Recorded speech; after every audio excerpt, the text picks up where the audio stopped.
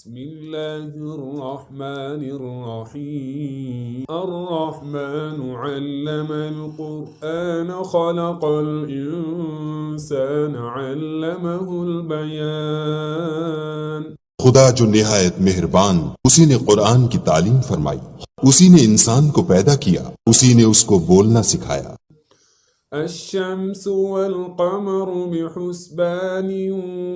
والنجم والشجر يسجدان سورج اور چاند ایک حساب مقرر سے چل رہے ہیں، بوٹیاں اور درخت سجدہ کر رہے ہیں۔ والسماء رفعها ووضع الميزان ألا تطغوا في الميزان اور اسی نے آسمان کو بلند کیا اور ترازو قائم کی کہ ترازو سے تولنے میں حد سے تجاوز نہ کرو۔ وأقيموا الوزن بالقسط ولا تخسروا الميزان والأرض وضعها للأنام فيها فاكهة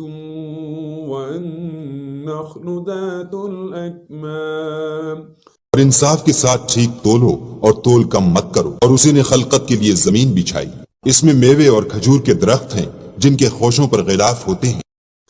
والحب ذو العصف والريحان فبأي آلاء ربكما تكذبان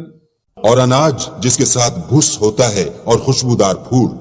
تو اے گروہ جن و انس، تم اپنے پروردگار کی کون کون سی نعمت کو جھٹلاؤ۔ خلق الإنسان من صلصال كالفخار وخلق الجن من مارج من نار اسی نے انسان کو ٹھیکرے کی طرح کھن کھناتی مٹی سے بنا اور جنات کو آگ کے شعلے سے پیدا کیا۔ فبأي آلاء ربكما تكذبان تو تم اپنے پروردگار کی کون کون سی نعمت کو جھٹلاؤ گے؟ رب المشرقين ورب المغربين فبأي آلاء ربكما تكذبان وہی دونوں مشرقوں اور دونوں مغربوں کا مالک، تو تم اپنے پروردگار کی کون کون سی نعمت کو جھٹلاؤ گے؟ مرج البحرين يلتقيان بينهما برزخ لا يبغيان فبأي آلاء ربكما تكذبان اسی نے دو دریا رواں کیے جو آپس میں ملتے ہیں، دونوں میں ایک آڑ ہے کہ اس سے تجاوز نہیں کر سکتے، تو تم اپنے پروردگار کی کون کون سی نعمت کو جھٹلاؤ گے؟ يخرج منهما اللؤلؤ والمرجان فبأي آلاء ربكما تكذبان دونوں دریاؤں سے موتی اور مونگے نکلتے ہیں، تو تم اپنے پروردگار کی کون کون سی نعمت کو جھٹلاؤ گے؟ وله الجوار المنشآت في البحر كالأعلام فبأي آلاء ربكما تكذبان اور جہاز بھی اسی کے ہیں جو دریا میں پہاڑوں کی طرح اونچے کھڑے ہوتے ہیں، تو تم اپنے پروردگار کی کون کون سی نعمت کو جھٹلاؤ گے؟ كل من عليها فان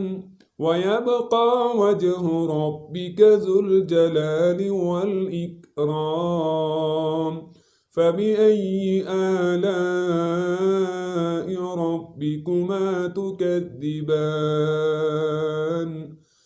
جو مخلوق زمین پر ہے سب کو فنا ہونا ہے، اور تمہارے پروردگار ہی کی ذات بابرکت جو صاحب جلال و عظمت ہے باقی رہے گی، تو تم اپنے پروردگار کی کون کون سی نعمت کو جھٹلاؤ گے؟ يسأله من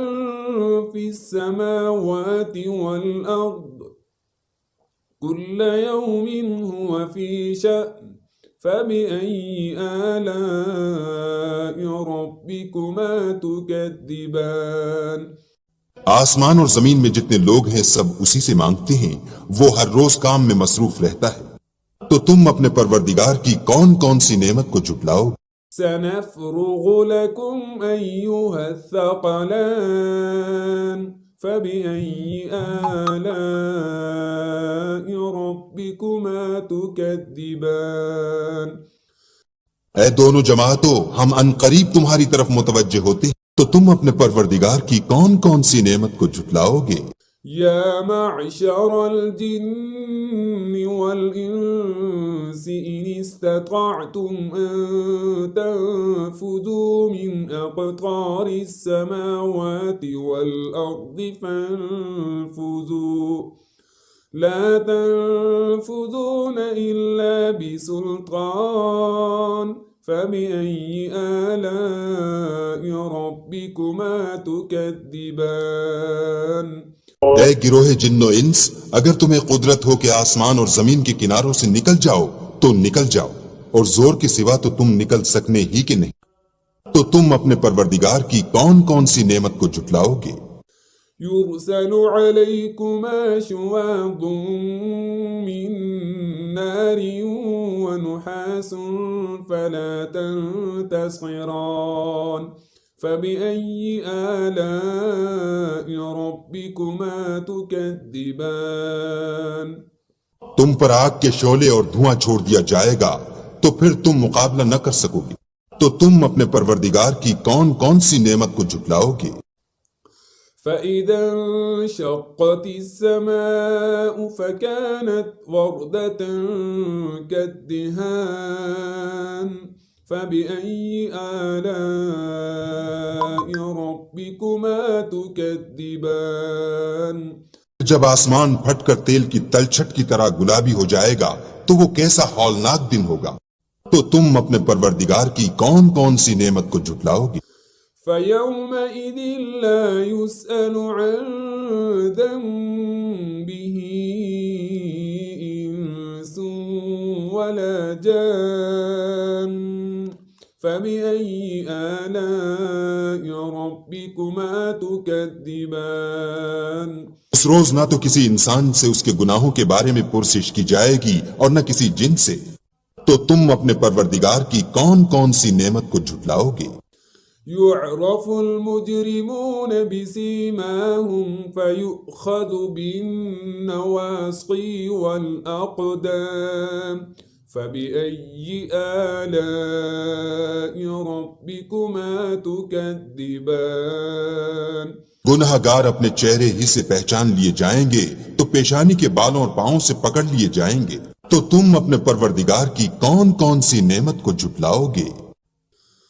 هذه جهنم التي يكذب بها المجرمون يطوفون بينها وبين حميم آن فبأي آلاء ربكما تكذبان یہی وہ جہنم ہے جسے گناہ گار لوگ جھٹلاتے تھے، وہ دوزخ اور کھولتے ہوئے گرم پانی کے درمیان گھومتے پھریں، تو تم اپنے پروردگار کی کون کون سی نعمت کو جھٹلاؤ گے؟